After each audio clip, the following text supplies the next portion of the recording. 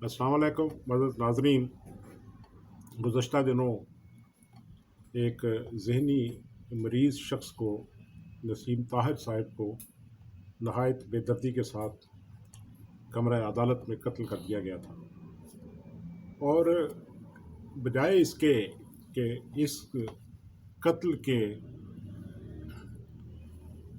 मुहर्रकात पर गौर किया जाता और सर जोड़ कर बैठा जाता और कातलों को, एक कातिल बहरहाल नहीं होता, ये मुख्तलिफ़ किस्म के जो मौलवी हजरात हैं, इनके भड़काने पर ये कातिल बनते हैं, इसलिए उन्हें भी कातिलों में ही शुमार किया जाना चाहिए।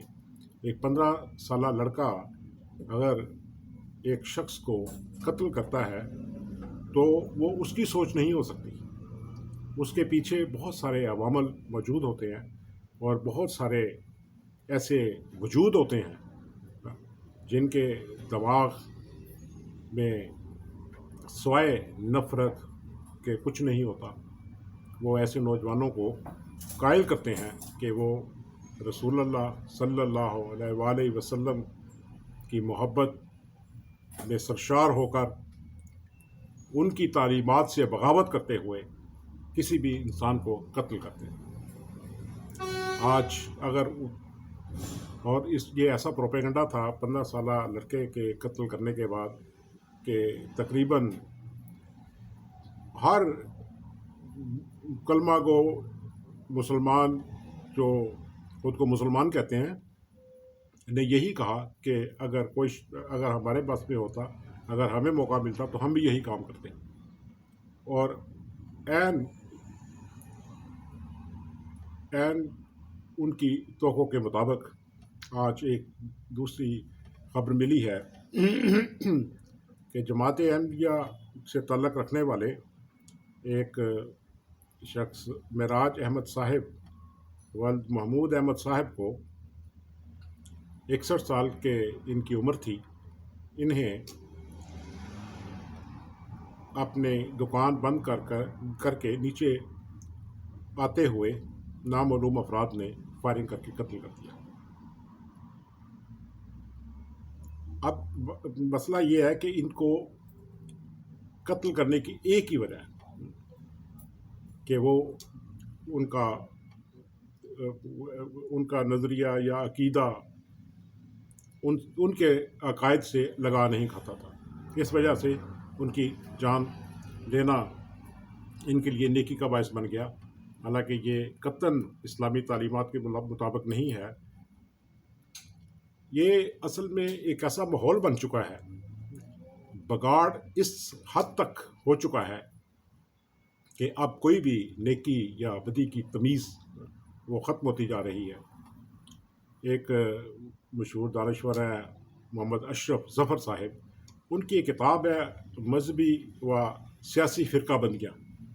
उसमें वो एक जगह लिखते हैं कि जब कौमें या उम्मतें या कौमें खुदा से दूरी के नतीजे में बातिल निज़ामों का शिकार हो जाती हैं तो फ़िरौनियत, नमरूदियत और हामानियत के ज़ालिम पंजे इन्हें दबोच लेते हैं, जिसके नतीजे में सरकशी और बदहाली जन्म लेती है और मुनाफ़क़त, खुशामद, बेगैरती, ज़िल्लत नफ्स, बेखमयती और हसद, इंतकाम, कीना, मक्कारी और हिर्स व हवस इंसानियत का गला घोंट कर कौमों या उम्मतों को नस्ल, रंग, वतन, कौम, कबीला, ख़ानदान और ज़ुबान परस्त बना देती है, जिसके नतीजे में दुश्मनियाँ परवान चढ़ती हैं, नेकी बदी, गुनाह सवाब की तमीज़ ख़त्म हो जाती है। ऐसा माहौल मजहबी ठेकेदारों को खूब पंपने का मौका फराहम करता है और वह बड़ी आसानी से लोगों को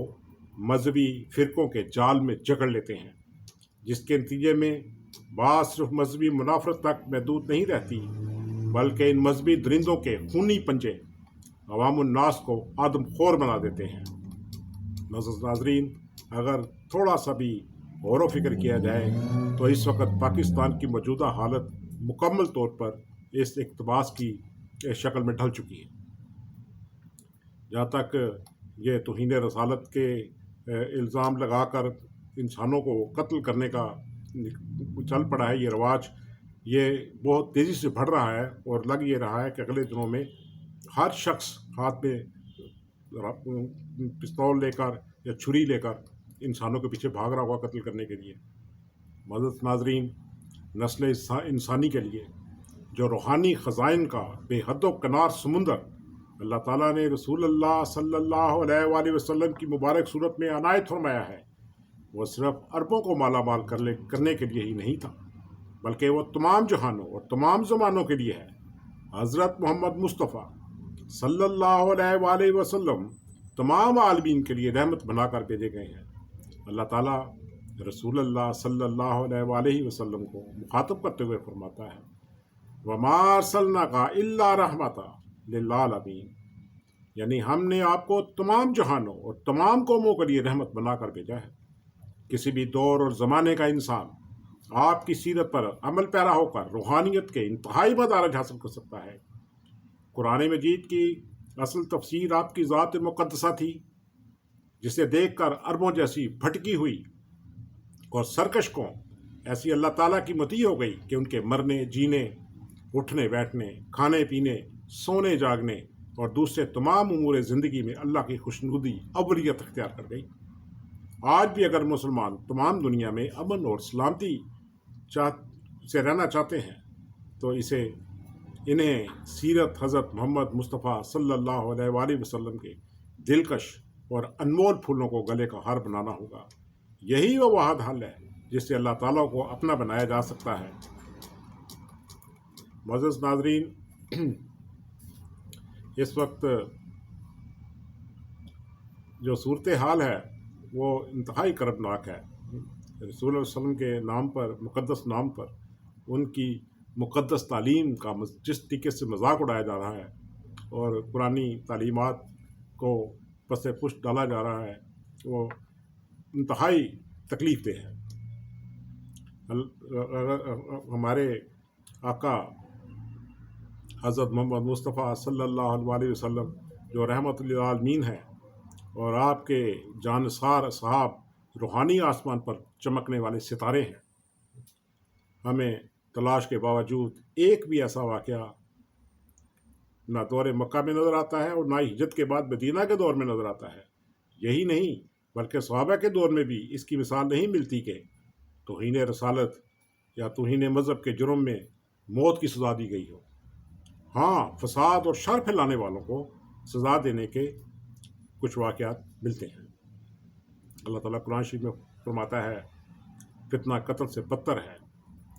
آج کے دور میں جس قدر اسلامی معاشرے میں بگاڑ ہے اور قتل و غارت گری ہے، اس کی وجہ مولوی کا فتنہ اور فساد ہے۔ اگر توہین رسول صلی اللہ علیہ وآلہ وسلم کی سزا موت ہی ہوتی تو اس کے سب سے زیادہ حقدار کفار مکہ، کفار طائف اور مدینہ کے کفار تھے۔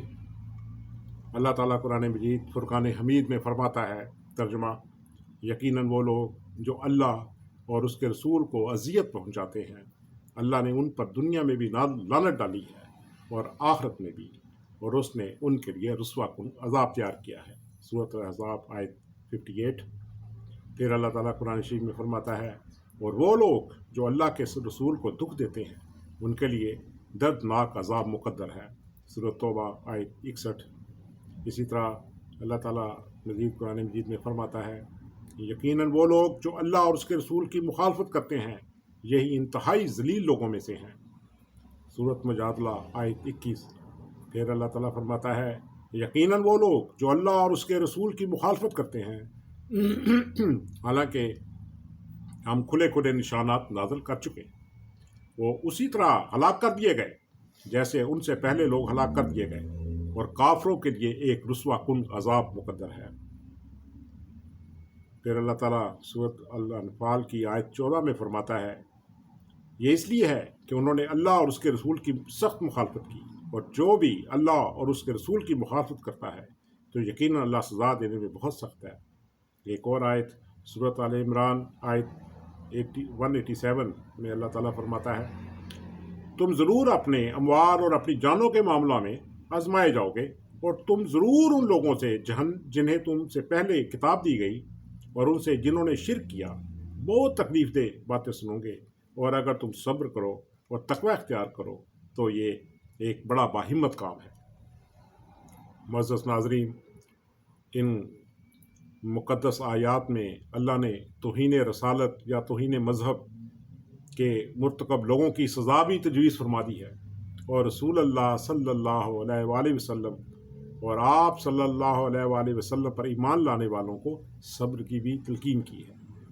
ان آیات میں قطعاً کسی کو بھی قتل کرنے کی ترغیب نہیں دی گئی ہے، بلکہ گستاخان کو جہنم کی رسوائی کی وعید سنائی گئی ہے۔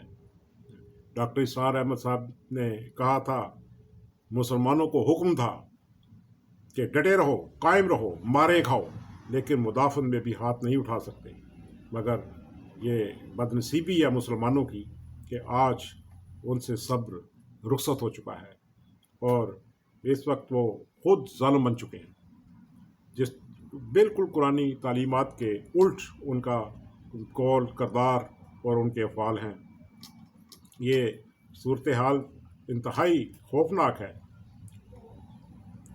تمام اگر رسول اللہ علیہ وسلم کی سیرت کو دیکھا جائے، ان کے زمانے کے حالات کو دیکھا جائے، اور رسول اللہ صلی اللہ علیہ وسلم پر جو مظالم کیے گئے اور صحابہ کو جس طرح اذیتیں دی گئی، اگر اس پر غور کیا جائے تو انسان بڑی آسانی سے یہ سمجھ سکتا ہے کہ آج ان قاتلوں کا رویہ قطعاً اسلامی نہیں، جو انسانوں کی جان لیتے ہیں اور لیتے بھی اللہ کے رسول کی محبت کے نام پر ہے، اور یہ اس سے بہت بڑی، اور یہ اس سے بڑی زیادتی نہیں ہو سکتی حضرت محمد مصطفیٰ صلی اللہ علیہ وسلم کے دین کے ساتھ، کہ وہ ان سے محبت کی بنیاد پر انسانوں کو بے دردی سے قتل کریں۔ یہی جن کا میں نے ابھی ذکر کیا ہے، جنہیں شہید کیا گیا ہے، ان کی 61 سال عمر تھی، اور ان کے بچے تھے، اور جو سب سے بڑا بچہ ہے ان کا، اس کی عمر 27 سال ہے، اور بغیر اس نے کوئی فتنہ نہیں پیدا کیا تھا، کوئی ظلم نہیں کیا کسی کے اوپر، کسی کے ساتھ زیادتی نہیں کی، کسی کو دھوکہ نہیں دیا، اور ان کا صرف اور صرف ایک ہی قصور تھا کہ ان کے عقائد ان نام نہاد ملاؤں سے علیحدہ تھے۔ تمام انبیاء کرام اپنے ادوار نبوت میں معاندین کے مظالم کا نشانہ بنتے رہے ہیں۔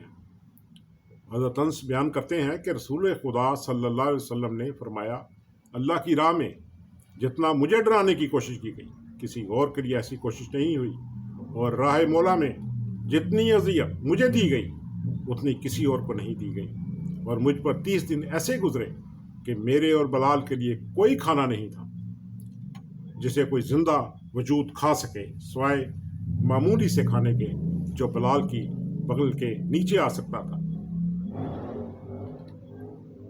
آپ صلی اللہ علیہ وسلم جب نماز پڑھتے تو مشرکین مکہ ان کی ہنسی اڑاتے، آپ قرآن کریم کی تلاوت کرتے تو آپ کو گالیاں دیتے اور ساحر و مجنون کہہ کر پکارتے۔ حضرت عبداللہ بن مسعود رضی اللہ تعالیٰ عنہ فرماتے ہیں کہ حضرت محمد مصطفیٰ صلی اللہ علیہ وسلم کعبہ کے قریب نماز ادا فرما رہے تھے، قریشی بھی اپنی اپنی مجلسوں میں بیٹھے تھے۔ اتنے میں ایک قریشی کہنے لگا، ذرا اس محمد کی طرف دیکھو، قریشیوں تم میں سے کون ہے جو جائے کوڑا کرکٹ اور اونٹ کی خون آلود اوجڑی لائے، اور پھر جب محمد سجدے میں جائیں تو ان کے کاندھوں کے درمیان رکھ دیں۔ ان میں سے جو بدبخت ترین شخص تھا، اس نے یہ رذیل حرکت کرنے کا پیڑا اٹھایا، اور اسی طرح کیا کہ جناب محمد صلی اللہ علیہ وسلم جب سجدے میں تشریف لے گئے تو اس نے وہ بھاری گند آپ کے کاندھوں کے درمیان لا رکھا۔ رسول اللہ صلی اللہ علیہ وسلم کا چچا ابو لہب اسلام کا اتنا سخت دشمن تھا کہ جہاں جہاں ہمارے حبیب آقا جاتے وہیں یہ بھی پیچھے پیچھے چلا جاتا اور نبی کریم صلی اللہ علیہ وسلم کی تکذیب کرتا۔ اگر یہ شخص دیکھتا کہ نبی کریم صلی اللہ علیہ وسلم کسی اجنبی کے پاس کھڑے بات چیت کر رہے ہیں تو اس وقت تک کھڑا رہتا جب تک آپ اس اجنبی کے پاس کھڑے رہتے۔ جب آپ چلے جاتے تو اس اجنبی کو آپ کے بتائے ہوئے پیغام کے بالکل الٹ بتاتا۔ بڑے دردناک واقعات ہیں جنہیں بیان کرتے ہوئے بھی ایک بڑا حوصلہ چاہیے۔ ایک دفعہ آپ ایک راستے پر چلے جاتے تھے کہ ایک شریر نے برسر عام آپ کے سر پر خاک ڈال دی۔ ایسی حالت میں آپ گھر تشریف لائے۔ آپ کی صاحبزادی فاطمہ نے یہ دیکھا تو جلدی سے پانی لے کر اس سے آپ کا سر دھویا اور زار زار رونے لگی۔ ہاں، حضرت صلی اللہ علیہ وسلم نے ان کو تسلی دی اور فرمایا، بیٹی رو نہیں، اللہ تیرے باپ کی خود حفاظت کرے گا اور یہ سب تکلیفیں دور ہو جائیں گی۔ آپ سے ان کا مذاق اڑایا جاتا تھا، جادوگر اور دیوانہ کہا جاتا تھا۔ ام جمیل ابو لہب کی بیوی اور معاویہ کی پھپھی آپ سے ان کے راستے میں کانٹے بچھا دیتی تھی۔ بدبخت عقبہ بن ابی معیط نے حالت سجدہ میں آپ کی گردن پر اپنا پاؤں رکھ کر اس قدر دبایا کہ آپ کو اپنی آنکھیں باہر نکلتی ہوئی محسوس ہوئی۔ اسی نابکار نے طواف کعبہ کرتے ہوئے اپنا امامہ آپ کی گردن میں لپیٹ دیا اور گھسیٹتا ہوا خانہ کعبہ سے باہر لے گیا۔ مشرکین مکہ گلی کے لونڈوں کو اکساتے کہ وہ آپ پر پتھر مارے۔ آپ کے اصحاب پر بھی بے رحمانہ سلوک کیا گیا۔ بلال کو سخت تکلیفیں دینے کے بعد بچوں کے حوالے کر دیتے جو انہیں رسی سے باندھ کر زمین پر گھسیٹتے پھرتے۔ یاسر اور سمیہ کے سینے پر بھاری پتھر رکھ دیتے۔ آخر یاسر کو اونٹوں کے ساتھ باندھ کر انہیں مخالف سے متوار کیا، جس سے آپ رضی اللہ تعالیٰ عنہ شہید ہو گئے۔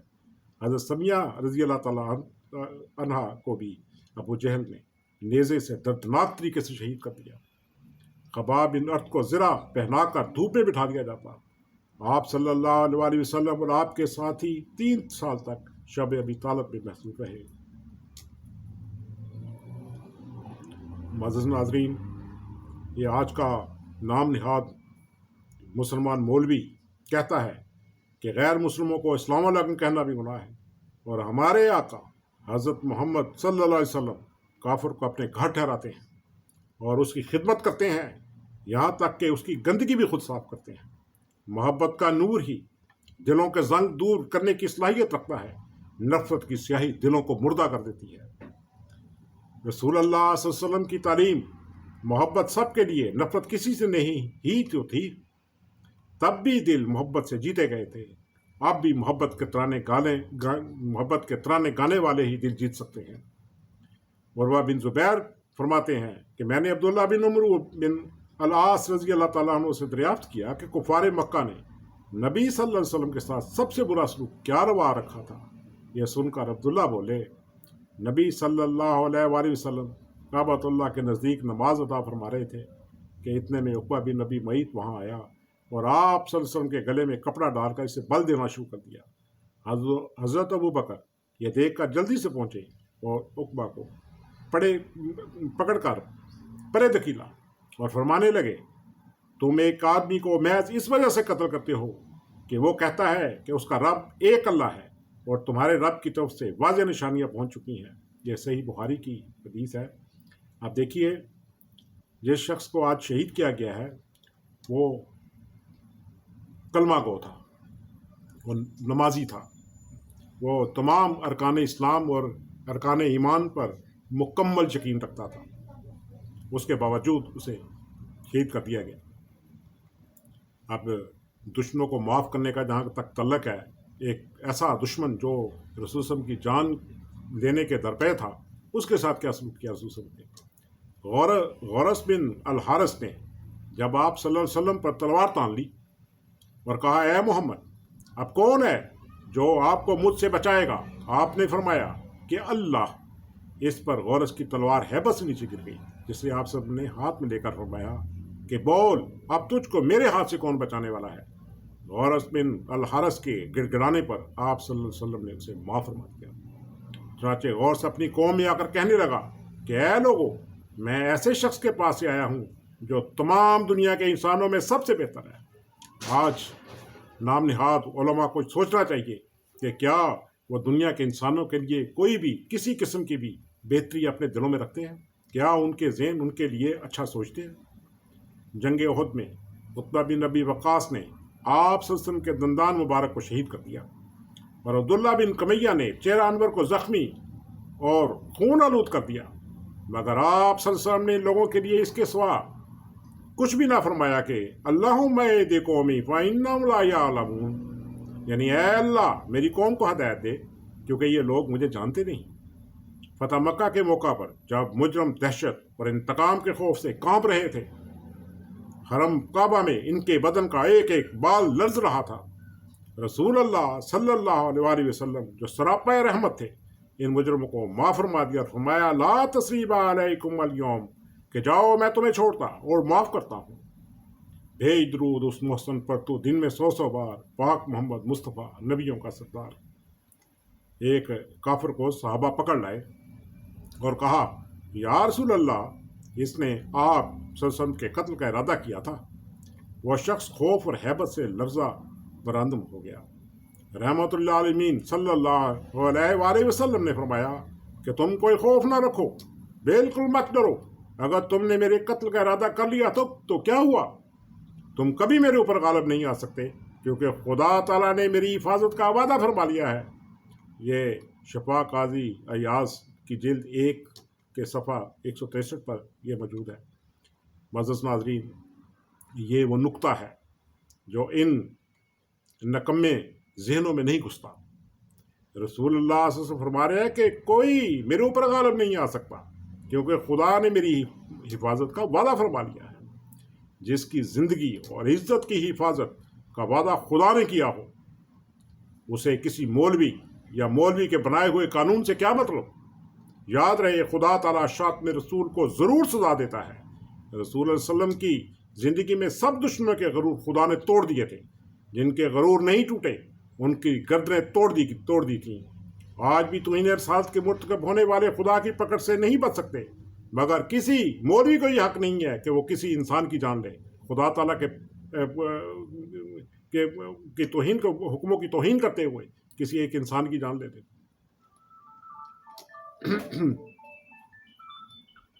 اب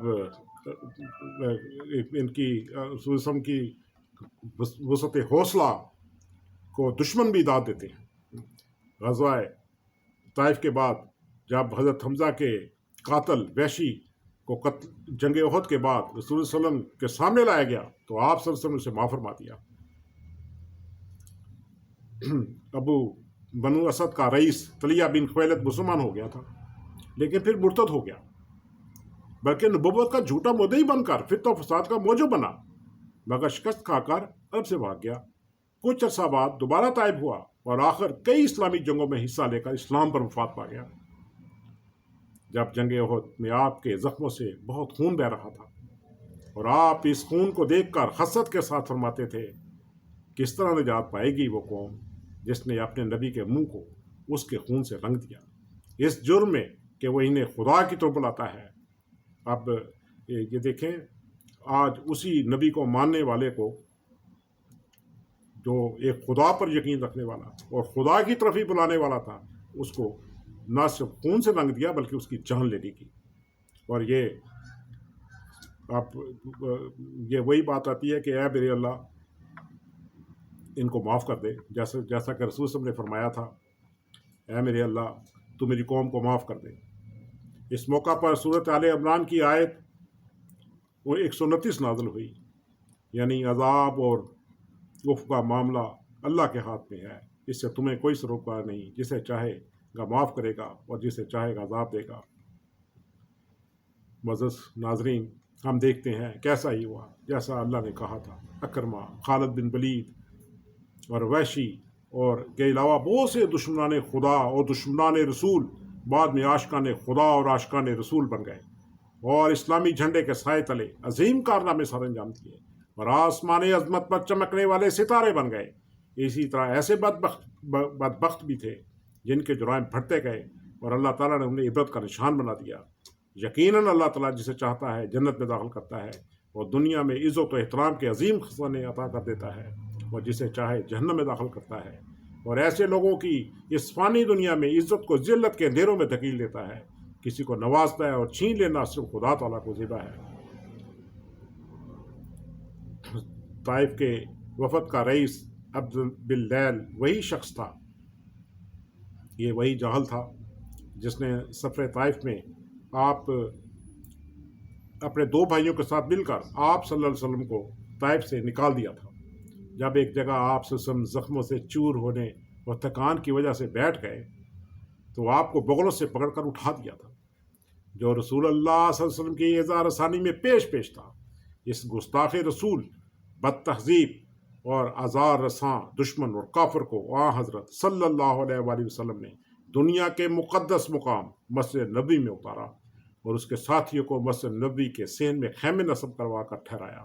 اس پر صحابہ نے عرض کی، یا رسول اللہ، یہ پلید مشرک قوم ہے، مسجد میں ان کا ٹھہرانا جائز نہیں۔ آپ نے فرمایا، ترجمہ، اے لوگوں جو ایمان لائے ہو، مشرکین تو ناپاک ہیں، بس وہ اپنے اس سال کے بعد مسجد حرام کے قریب نہ پھٹکیں۔ دل سورۃ توبہ آیت 28 دل کی بلندی کی طرف اشارہ ہے۔ جسموں کی ظاہری گندگی مراد نہیں، اور نہ کوئی انسانی معنوں میں پلید ہے، کیونکہ سب انسان پاک ہیں اور وہ ہر مقدس سے مقدس جگہ پر جا سکتے ہیں۔ احکام القرآن میں یہ تفصیل میں لکھا گیا ہے۔ اور اسی آیت توبہ کی 28 آیت کے متعلق مرزا طاہر احمد صاحب فرماتے ہیں، مشرکین کے نجس ہونے سے مراد ان کے عقیدوں کی نجاست ہے، جسمانی نجاست مراد نہیں۔ زمانہ جاہلیت میں مشرکین ننگے ہو کر اور اپنے بتوں کے ساتھ لے کر حج کرتے تھے، بس مشرکوں کو حج سے روکنے سے مراد یہ ہے کہ ان کو اپنی مشرکانہ رسومات ادا کرتے ہوئے حج نہ کرنے دیا جائے۔ آج کل اس کی بھی نافرمانی ہو رہی ہے۔ کسی بھی غیر مسلم کو ان جگہوں کو جہاں سے وہ ایک نئی روح پرور نظارے دیکھ کر اپنی روحوں میں تبدیلی پیدا کر سکتے ہیں، ان پر پابندی لگا دی گئی ہے۔ کوئی خانہ کعبہ کو نہیں دیکھ سکتا اور رائی مدینہ منورہ کے اہم مقامات پہ وہ جا سکتا ہے۔ معزز ناظرین، ہمارے حبیب آقا کے دور میں کافر بھی مسجد نبوی جیسی مقدس جگہ پر قیام کر سکتے تھے اور بوقت نماز بھی پڑھ سکتے تھے، اپنے طریقوں سے اور مشرق کی طرف منہ کر کے۔ ان ملانوں نے مسجدوں کو بھی ذاتی ملکیت بنا لیا ہے۔ صرف ان کے پسند کے لوگ ہی ان مساجد میں نماز پڑھ سکتے ہیں۔ مثلاً دیوبندی مسجد میں دوسرے فرقوں کے لوگ نماز نہیں پڑھ سکتے۔ اسی طرح دوسرے تمام فرقوں کا بھی یہی رویہ ہے۔ ایک دوسرے کے پیچھے نماز پڑھنے کا تو کیا سوال، ایک دوسرے کے جنازے تک نہیں پڑھتے، بلکہ جنازوں میں جاتے ہی نہیں۔ اگر کوئی مخالف فرقے کا شخص نماز پڑھ لے تو ایسی مسجد ناپاک ہو جاتی ہے، جسے پاک کرنے کے لیے دھویا جاتا ہے، اور یہ نامراد، یہ گھٹیا سوچ رکھنے والے انسانوں کو رسول صلی اللہ علیہ وسلم کی محبت میں مبتلا ہو کر شہید کر دیتے ہیں۔ یہ اتنا نامناسب رویہ ہے جو کسی صورت بھی اسلامی نہیں کہلا سکتا۔ ابن اسحاق رضی اللہ تعالیٰ عنہ فرماتے ہیں، جب نصارہ کا گروہ آپ کی خدمت میں حاضر ہوا تو آپ مسجد میں تشریف رکھتے تھے اور عصر کی نماز پڑھ کر بیٹھے تھے۔ ان کی نماز کا بھی وقت آیا، یہ مسجد سے جانے لگے تو آپ نے فرمایا، نماز یہیں پڑھ لو۔ تو ان لوگوں نے مشرق کی طرف منہ کر کے نماز پڑھی۔ گزشتہ دنوں ایک سیاستدان نے کہہ دیا کہ میں نے چرچ میں نماز پڑھ لی، تو اس پر ایک شور مچ گیا۔ اب یہ ایک پلید سمجھتے ہیں اپنی خود ہی ان مسلمانوں کو بھی، اور غیر مسلم تو غیر مسلم ہی ہوتے ہیں، ان کے ساتھ تو ان کا انتہائی بھیانک سلوک ہے ہی۔ اور مسلمان جنہیں یہ کافر سمجھتے ہیں یا قرار دیتے ہیں، یا آئینی طور پر قرار دیتے ہیں، ان کے بزرگوں کے ساتھ، ان کے عورتوں، خواتین، بچوں، ان کے ساتھ اتنا گھنونا ان کا برتاؤ ہے کہ انسان کا سر شرم سے جھک جاتا ہے۔ اور ہمارے حبیب آقا حضرت محمد مصطفیٰ صلی اللہ علیہ وسلم انتہائی شفیق اور کافروں کے بھی، بزرگوں کی بے حد احترام کرنے والے تھے۔ روایت ہے، حضرت علی رضی اللہ تعالیٰ عنہ شام کی نماز ادا کرنے مسجد نبی کو تشریف لے جا رہے تھے۔ ایک ضعیف العمر، آتش پرست، بڑھاپے کی کمزوری کے باعث نہایت آستگی سے حضرت صلی اللہ علیہ وسلم کے آگے آگے چلا جا رہا تھا۔ یہ ایک بوڑھا شخص تھا جو مسلمان نہیں تھا، آگ کو پوجنے والا تھا، اور ظاہر ہے اگر وہ مسلمان نہیں تھا تو وہ رسول صلی اللہ علیہ وسلم کو نہ نبی مانتا تھا، نہ ہی ان کے عقائد کو تسلیم کرتا تھا، نہ قرآن کو تسلیم کرتا تھا۔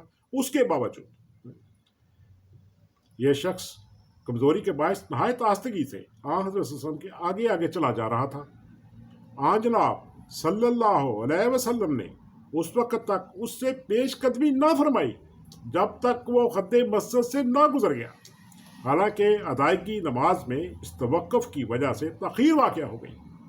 معزز ناظرین، یہ نوجوان شخص جو احمدی مسلمان جو شہید کیا گیا ہے، اس کی عمر 61 برس تھی اور قاتل کم عمر تھا، اور اس نے اس کو نہ کسی کی بزرگی کا خیال ہے، نہ کسی کی شرافت کا خیال ہے، اس کو بس ایک ہی چیز ہے کہ میری جنت تبھی واجب ہوگی اگر میں اس کو قتل کر دوں۔ آج کا مولوی دوسرے مذاہب اور ان مذاہب کے ماننے والوں سے کیا سلوک کرتا ہے اور ان سے نفرت کا کیا سلوک روا رکھا جاتا ہے، سب جانتے ہیں۔ ان کی نفرت مسلمان فرقوں سے بھی اتنی شدید ہے کہ ایک دوسرے کو واجب القتل گردانتے ہیں۔ جماعت احمدیہ کی مساجد کی پیشانیوں سے اور دوسری عمارتوں کی جبینوں سے کلمہ طیبہ کو ہتھوڑیوں سے تڑواتے ہیں، اور بعض نے کلمہ طیب کو سفیدی سے مٹایا، اور بعض جگہوں پر تو حد کر دی گئی، مقدس ترین الفاظ پر گندگی کا لیپ کیا گیا۔ جب مولویوں سے پوچھا جاتا ہے کہ کیا یہ بےہودہ حرکت نہیں، تو کہتے ہیں کہ ایسا کرنا ویسے ہی ہے جیسے بیت الخلاء پر کلمہ لکھا ہو، دیکھ کر مٹا دیا جائے۔ وہ مولوی جو بیت الخلاء اور بیت اللہ کے فرق کو نہیں جب سمجھتا، وہ ہمارے آقا حضرت محمد صلی اللہ علیہ وسلم کے ربانی پیغام کو سمجھا ہی نہیں۔ احترام انسانیت کے خاتم کا مذہب بنی نوع انسان سے سچی ہمدردی سے ہی شروع ہوتا ہے۔ جس کے دل میں احترام انسانیت نہیں، جس کے دل میں احترام انسانیت نہیں، وہ کلمہ طیب کی اصلیت سمجھ ہی نہیں سکتا۔ خدا بنی نوع انسان کو مولوی کے شر سے محفوظ رکھے۔ میرے پیارے آقا حضرت محمد صلی اللہ علیہ وسلم جب مرض الموت میں آخری سانس لے رہے تھے تو حضرت عائشہ سے فرمانے لگے، اے عائشہ، میں اب تک اس زہر کی اذیت محسوس کرتا رہا ہوں جو خیبر میں یہودیوں نے مجھے دیا تھا، اور اب بھی میرے بدن میں اس زہر کے اثر سے کٹاؤ اور جلن کی کیفیت ہے، مگر رسول اللہ صلی اللہ علیہ وسلم اپنی ذات کے لیے کسی سے انتقام نہیں لیا کرتے تھے۔ آپ صلی اللہ علیہ وسلم نے اس پر بھی یہود کو بخش دیا اور اس عورت کو معاف کر دیا۔ بخاری کتاب المغازی باب مرض النبی صلی اللہ علیہ وسلم۔ خباب بن الاسود نے رسول اللہ صلی اللہ علیہ وسلم کی صاحبزادی حضرت زینب رضی اللہ تعالیٰ عنہ پر مکہ سے مدینہ ہجرت کے وقت نیزے سے قاتلانہ حملہ کیا، اور اس کے نتیجہ میں ان کا حمل ضائع ہو گیا، اور بالآخر یہی چوٹ ان کے لیے جان لیوا ثابت ہوئی، یعنی وہ شہید ہو گئے۔ اس جرم کی بنا پر رسول صلی اللہ علیہ وسلم نے اس کے قتل کا فیصلہ فرمایا۔ یہ قتل کی سزا تھی، کیونکہ اس شخص نے رسول صلی اللہ علیہ وسلم کی توہین نہیں کی تھی، بلکہ ایک بے گناہ کو، ایک معصوم کو قتل کرنے کی کوشش کی تھی، اور اس نے بعد میں وہ شہید بھی ہو گئی۔ اس وجہ سے ان کو قتل کا فیصلہ فرمایا۔ فتح موقع کے موقع پر، اب آئیے دیکھتے ہیں رسول نے کیا کیا۔ فتح موقع کے موقع پر یہ بھاگ کر کہیں چلا گیا، مگر بعد میں جب نبی کریم صلی اللہ علیہ وسلم واپس مدینہ تشریف لائے تو خبار رسول صلی اللہ علیہ وسلم کی خدمت میں حاضر ہوا اور رحم کی بھیک مانگتے ہوئے عرض کیا کہ پہلے تو میں آپ سے ڈر کر فرار ہو گیا تھا، مگر پھر آپ کے رحم کا خیال مجھے آپ سے کے پاس واپس لے آیا۔ یہ ہوتا ہے یہ ہے ہمارے آقا رحمت للعالمین، کہ اس کو بھی پتا تھا کہ جس قدر رحم کا جذبہ رسول میں ہے وہ کسی میں نہیں ہے، وہ واپس آ گیا۔ اے خدا کے نبی، ہم جہالیت و شرک میں تھے، خدا نے ہمیں آپ کے ذریعے ہدایت دی اور ہلاکت سے بچایا۔ میں اپنی زیادتیوں کا اعتراف کرتا ہوں، بس میری جہالت سے صرف نظر فرمائے۔ چنانچہ آپ صلی اللہ علیہ وسلم نے اپنی صاحبزادی کے اس قاتل کو معاف فرما دیا، بخش دیا، اور فرمایا، جا اے حبار، میں نے تجھے معاف کیا۔ اللہ کا یہ احسان ہے کہ جس نے تمہیں قبول اسلام کی توفیق دی۔ کعب بن زہیر ایک مشہور عرب شاعر تھا۔ رسول اکرم صلی اللہ علیہ وآلہ وسلم اور مسلم خواتین کی عزت پر حملہ کرتے ہوئے گندے اشعار کہا کرتا تھا۔ اس بنا پر رسول اللہ نے اس کے قتل کا حکم دیا تھا۔ کعب کے بھائی نے اسے لکھا کہ مکہ فتح ہو چکا ہے، اس لیے تم آ کر رسول اللہ صلی اللہ علیہ وسلم سے معافی مانگ لو۔ چنانچہ وہ مدینے آ کر اپنے جاننے والوں کے پاس ٹھہرا، اور فجر کی نماز نبی کریم صلی اللہ علیہ وآلہ وسلم کے ساتھ مسجد نبوی میں جا کر ادا کی، اور رسول اللہ صلی اللہ علیہ وسلم کی خدمت میں اپنا تعارف کرائے بغیر یہ کہا کہ یا رسول اللہ، کعب بن زہیر تائب ہو کر آیا ہے اور معافی کا خواستگار ہے، اگر اجازت ہو تو اسے آپ صلی اللہ علیہ وسلم کی خدمت میں پیش کیا جائے۔ آپ صلی اللہ علیہ وسلم اس کو شکل سے نہیں پہچانتے تھے۔ آپ صلی اللہ علیہ وسلم نے فرمایا ہاں، تو وہ کہنے لگا میں ہی کعب بن ظہیر ہوں۔ یہ سنتے ہی ایک انصاری، کیونکہ اس کے قتل کا حکم تھا، اس کو قتل کرنے کے لیے اٹھے، لیکن رسول صلی اللہ علیہ وسلم نے فرمایا نہیں، اب چھوڑ دو، یہ معافی کا خواستگار ہو کر آیا ہے۔ پھر اس نے ایک قصیدہ آن وسلم کی خدمت میں پیش کیا۔ رسول اللہ صلی اللہ علیہ وسلم نے خوشنودی کا اظہار فرماتے ہوئے اپنی چادر انعام کے طور پر اس کے اوپر ڈال دی، اور اس طرح یہ دشمن بھی معافی کے ساتھ ساتھ انعام دے کر واپس لوٹا۔ رسول اللہ صلی اللہ علیہ وسلم نے جنگی قیدیوں کو ہمیشہ اپنے ساتھ کھانا کھلایا، بھاگتے دشمن کا کبھی تعاقب نہیں کیا، عورتوں اور بچوں اور بوڑھوں کو کبھی جنگ میں نشانہ نہیں بنایا۔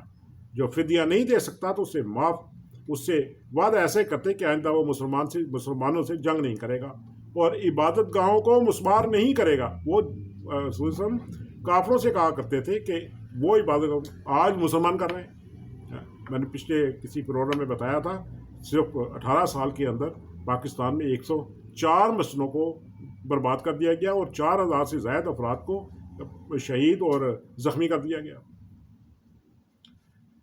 وائل بن خجر رضی اللہ تعالیٰ عنہ سے روایت ہے کہ میں آج وسلم کے پاس تھا کہ قاتل کو پیش کیا گیا جس کے گلے میں پٹا ڈالا گیا تھا۔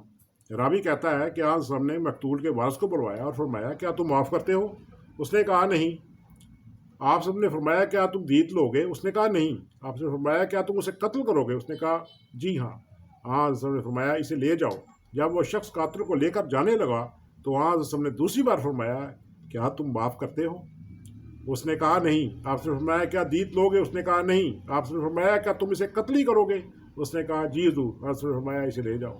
تیسری بار آج ہم نے اف کی تحریک کرتے ہوئے فرمایا کہ اگر تم اسے معاف کر دیتے تو یہ اپنے گناہ اور اپنے مقتول ساتھی کے گناہ کے ساتھ لوٹتا۔ یہ ہے جی ہماری تعلیم، ہمارے حبیب آقا کی تعلیم، قرآن مجید کی تعلیم، جسے آج انتہائی دردناک طریقے سے استعمال کرتے ہوئے مسلمانوں کو چیرا پھاڑا جا رہا ہے۔ ایک شخص، اب جو اسلام کی روح ہے بعض چیزوں کے اندر، ایک شخص حضرت بکر رضی اللہ تعالیٰ عنہ کو گالیاں دیتا رہا اور حضرت صلی اللہ علیہ وسلم بیٹھ کر خوش ہوتے رہے اور مسکراتے رہے۔ جب اس شخص کی زبان درازی بڑھ گئی تو بکر نے اس کی رد کر دی۔ اس پر حضرت صلی اللہ علیہ وسلم اٹھ کھڑے ہوئے اور چل دیے۔ حضرت ابوبکر صدیق رضی اللہ تعالیٰ عنہ نے کہا حضور جب تک وہ مجھے گالیاں دیتا رہا آپ صلی اللہ علیہ وسلم بیٹھے رہے، اور جب میں نے اس کی رد کی تو آپ صلی اللہ علیہ وسلم ناراض ہو گئے۔ حضور صلی اللہ علیہ وآلہ وسلم نے فرمایا اے ابو بکر جب وہ تمہیں گالیاں دے رہا تھا تو ایک فرشتہ تمہاری طرف سے اس کی رد کر رہا تھا، اور جب تو نے خود رد کر دی تو شیطان آ گیا، میں شیطان کے ساتھ نہیں بیٹھ سکتا۔ تو آج کیا ہوتا ہے کہ جب دلیل اور برہان ختم ہو جاتا ہے تو اس وقت سوائے گالی کے ان کے پاس کچھ نہیں ہوتا۔ یہ آپ کسی بھی مولانا حضرات کے ساتھ بات کر کے دیکھ لیں، آپ کسی بھی ایسے شخص کے ساتھ جو اپنے آپ کو اسلام کا ٹھیکیدار سمجھتا ہے، بات کر کے دیکھیں، ان کا اخلاق جو ہے وہ 2 منٹ میں ختم ہو جاتا ہے اور وہ گالی گلوچ پہ اتر آتے ہیں، اور اس کا نتیجہ یہ نکلتا ہے کہ وہ اپنے باطل ہونے پر مور تصدیق ثبت کرتا ہے۔ رسول صلی اللہ علیہ وسلم نے دکھوں کے پہاڑ توڑنے والا کبھی بھی بد دعا نہیں دی۔ ہاں حضور صلی اللہ علیہ وسلم دشمن کے حق میں بد دعا کرنے والوں کو کہا میں دنیا میں لعنت کے لیے نہیں بلکہ رحمت کے لیے آیا ہوں۔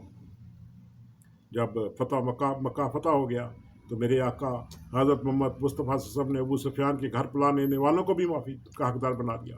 منافقوں کا سردار عبداللہ بن ابی سلول جو جنگ احد کے موقع پر میدان جنگ سے اپنے 300 سواروں کو لے کر بھاگ گیا تھا، کا مرنے کے بعد جنازہ پڑھایا اور قبر تک تشریف لے گئے اور اپنا کرتا پہنا کر دفنایا۔ اسی کے لیے فرمایا تھا کہ اگر اس کے لیے مجھے 70,000 مرتبہ بھی استغفار کرنا پڑے تو میں کروں گا۔ غزوہ حنین میں اپنی رضائی بہن شیما کو نہ صرف معاف کر دیا بلکہ اس کی سفارش پر 6,000 قیدیوں کو عزت و احترام کے ساتھ آزاد کر دیا۔ آج کوئی ہے پاکستان کے اندر جسے اسلام کا قلعہ کہا جاتا ہے کہ وہ توہین رسالت کے جتنے قیدی ہیں ان کو عزت و احترام کے ساتھ آزاد کر دیا جائے، کیونکہ ان کا سوائے اس کے کوئی جرم نہیں کہ وہ عقیدے کا اختلاف ہے۔ انہوں نے کوئی قتل نہیں کیا، انہوں نے کسی کو دھوکہ نہیں دیا، انہوں نے کوئی بے ایمانی نہیں کی، انہوں نے کوئی ملاوٹ نہیں کی، انہوں نے زنا نہیں کیا، انہوں نے چوری نہیں کی۔ ان کا جرم صرف ایک ہی ہے، وہ ہے کہ ان کے عقیدے کا اختلاف ہے۔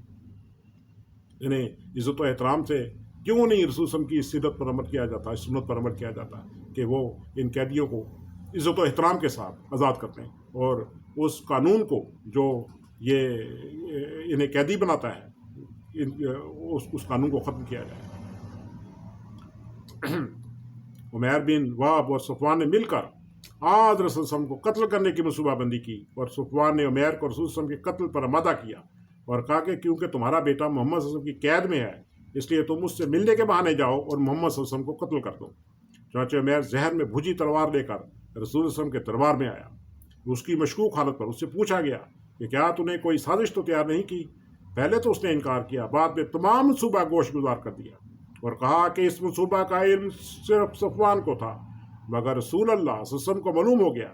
اسی بات پر وہ مسلمان ہو گیا، اور کچھ دیر مدینہ میں رہنے کے بعد رسول اللہ صلی اللہ علیہ وسلم کی اجازت سے مکہ واپس چلا گیا اور خفیہ طور پر لوگوں کو مسلمان بھی کر لیا۔ صفوان لوگوں کو خوشخبری کا مزہ سناتا رہا۔ اس نے جب یہ نظارہ دیکھا تو بے خود سا رہ گیا۔ صفوان کے قتل کا حکم جنگ بدر سے پہلے جاری کیا گیا تھا، اسے معاف کر دیا گیا تھا۔ جنگ حنین کے بعد جب اسلام کی حقانیت اس پر کھل گئی، مسلمان ہو گیا تھا۔ غزوہ حنین میں رسول اللہ صلی اللہ علیہ وسلم کے ساتھ کفر کی حالت میں شریک ہوا تھا، اور بھی مشرک اس جنگ میں شریک ہوئے تھے۔ سہیل بن عمرو جو رسول اللہ صلی اللہ علیہ وسلم کے خلاف لیکچر دیا کرتا تھا اور نہایت زبردست مقرر تھا، جب جنگ بدر میں قید ہوا تو حضرت عمر رضی اللہ عنہ نے کہا کہ اس کے اگلے دانت نکال دیے جائیں۔ حضرت عمر نے کہا کہ اس کے اگلے دانت نکال دیے جائیں تاکہ آپ کے خلاف زہر نہ پھیلا سکے، مگر آپ صلی اللہ علیہ وسلم نے اس تجویز کو سخت ناپسند کیا اور فرمایا، اے عمر، تمہیں کیا معلوم کہ خدا آئندہ اسے ایسے مقام پر کھڑا کرے جو قابل تعریف ہو۔ چنانچہ سہیل بن عمرو فتح مکہ کے بعد موقع پر مسلمان ہو گیا۔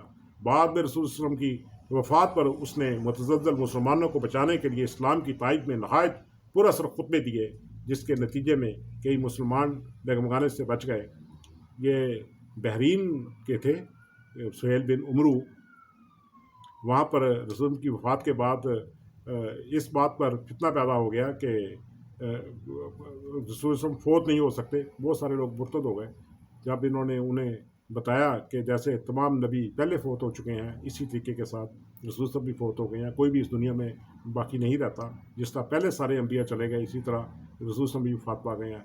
اس طریقے سے انہوں نے ان کو ارتداد سے بچایا اور وہ مسلمان پکے اور سچے مسلمان بن گئے۔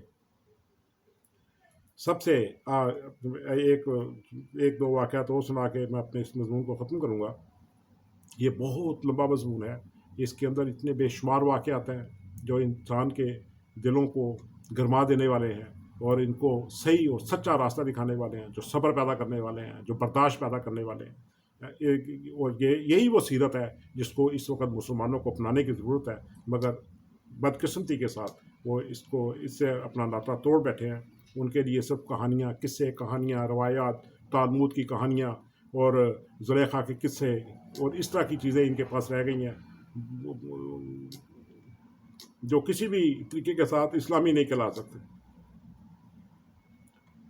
جنگ بدر کے موقع پر جب مکہ کے قیدی حضور صلی اللہ علیہ وسلم کی خدمت میں پیش کیے گئے تو حضور صلی اللہ علیہ وسلم نے فرمایا، اگر آج مطعم بن عدی زندہ ہوتا اور مجھ سے ان لوگوں کی سفارش کرتا تو میں ان کو یوں ہی چھوڑ دیتا۔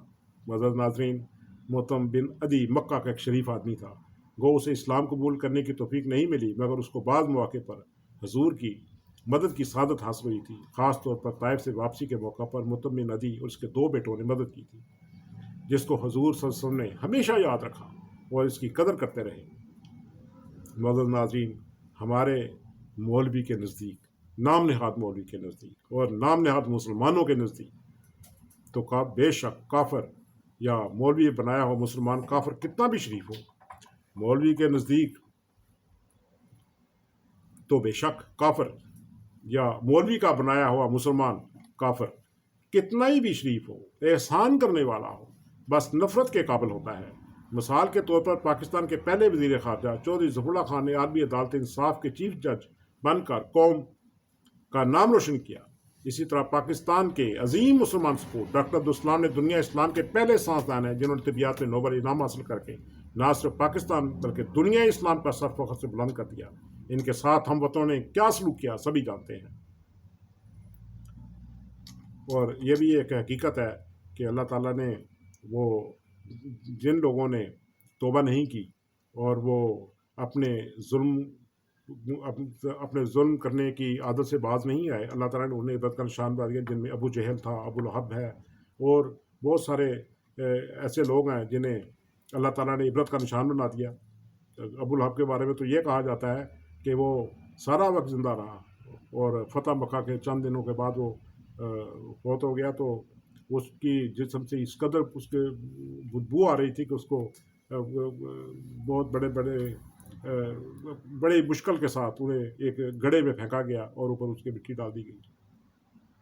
اور جہاں تک تھا صحابہ کا تعلق، وہ بھی رسول وسلم کے رنگ میں رنگین تھے۔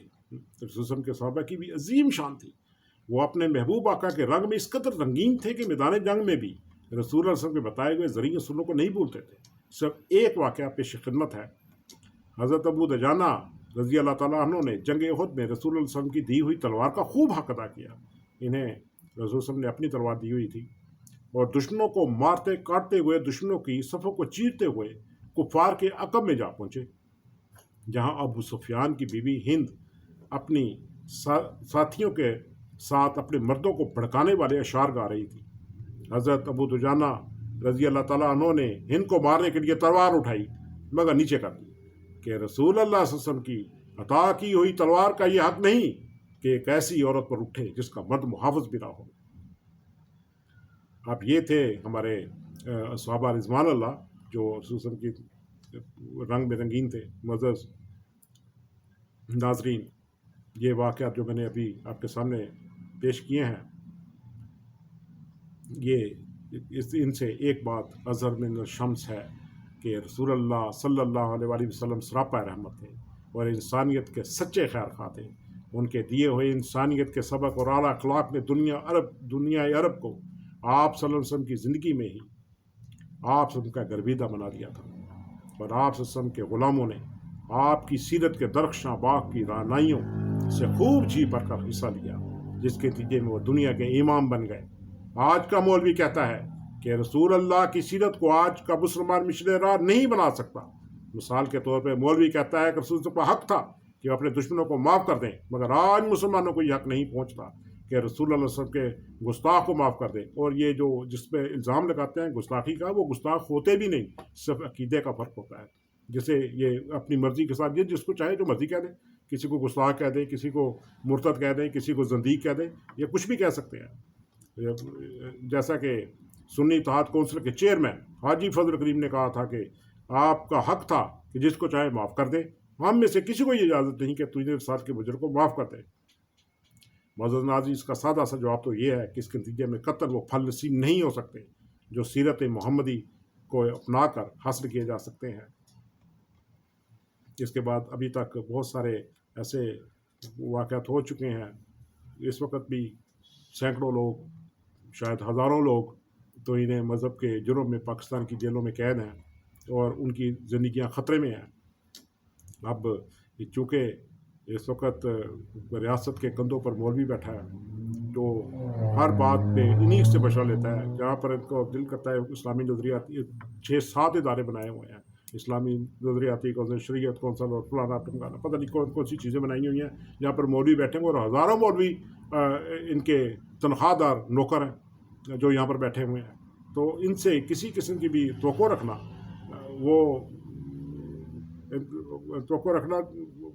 ممکن ہی نہیں۔ آج اگر انہوں نے اس کو نہ روکا تو بہت جلد وہ وقت آ رہا ہے کہ کوئی بندہ بھی محفوظ نہیں گا۔ ویسے تو اب بھی محفوظ نہیں ہے۔ جہاں تک آخر میں یہی کہوں گا، آپ صلی اللہ علیہ وسلم انسانوں کے لیے ہی رحمت نہ تھے بلکہ جانوروں کے لیے بھی باعث رحمت تھے۔ جانور روتی آنکھوں سے آتے، مقصود پا کر لوٹتے تھے۔ ایک انصاری صحابی کے باغ میں تشریف لے گئے، وہاں ایک اونٹ حضور صلی اللہ علیہ وسلم کو دیکھ کر بلبلایا اور اس کی آنکھوں میں آنسو آ گئے۔ آپ نے شفقت سے اس پر ہاتھ پھیرا تو وہ پرسکون ہو گیا۔ پھر آپ نے پوچھا اونٹ کس کا ہے؟ ایک انصاری نے بتایا کہ میرا اونٹ ہے۔ فرمایا اس اونٹ نے میرے پاس شکایت کی ہے کہ تم اسے بھوکا رکھتے ہو، وہ طاقت سے بڑھ کر کام دیتے ہو، خدا نے تمہیں اس کا مالک بنایا ہے، اس کے بارے میں خدا سے ڈرو۔ حضرت سہیل بیان کرتے ہیں کہ حضور ایک اونٹ کے پاس جس کا پیٹ بھوک کی وجہ سے کمر کے ساتھ لگ چکا تھا، اسے دیکھ کر آپ نے فرمایا ان بے زبان جانوروں کے متعلق خدا سے ڈرو، ان پر سواری بھی اس وقت کرو جب یہ صحت مند ہوں، اور ان کا گوشت کھاؤ جب یہ صحت مند ہو۔ معزز ناظرین، آج بھی بجائے اس کے کہ انسانوں کو مذہب کے نام پر قتل کیا جائے یا ان کو قید و بند کی صورتیں برداشت کروائی جائیں، کیا یہ اچھا نہیں ہے کہ ہم رسول صلی اللہ علیہ وسلم کی سیرت کو اپناتے ہوئے وہ کام کریں جو رسول صلی اللہ علیہ وسلم نے ہمیں جن کا ارشاد فرمایا ہے۔ اسی کے ساتھ معزز ناظرین میں اجازت چاہوں گا، اس سے پہلے ایک اہم چیز جو اللہ تعالیٰ نے کامل کتاب ہے اور ہر زمانے کے لیے ہے، اس میں اس کی میں ایک آیت کے ساتھ اس کو ختم کروں گا۔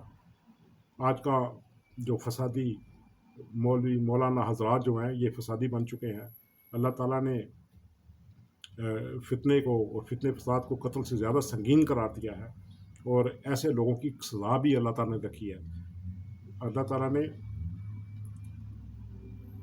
وہ لوگ جو مرتد ہوتے ہیں یا اسلام چھوڑ جاتے ہیں ان کے بارے میں تو اللہ تعالیٰ نے کہا ہے کہ ان کو میں سزا دوں گا، ان کو کسی انسان کو سزا دینے کا حق نہیں ہے، مگر فتنے فساد پیدا کرنے والوں کے متعلق اللہ تعالیٰ فرماتا ہے کہ ان کو سزا دینی جائے گی۔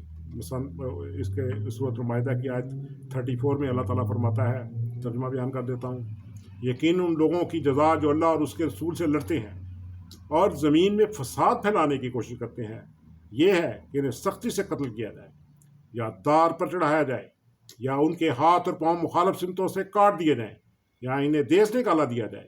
یہ ان کے لیے دنیا میں ذلت اور رسوائی کا سامان ہے، آخرت میں تو ان کے لیے بڑا عذاب مقدر ہے۔ آج بھی یہی سزا ان جو اس قسم کی فساد کو پروان چڑھا رہے ہیں اور جن کے فتنہ فساد کی وجہ سے انسانیت اور انسان قتل ہو رہے ہیں، ان کے لیے یہی سزا ہونی چاہیے، اور ارباب اختیار کو چاہیے کہ ان کو یہی سزا دے۔ اسی کے ساتھ اجازت چاہتا ہوں۔ اللہ حافظ معزز ناظرین۔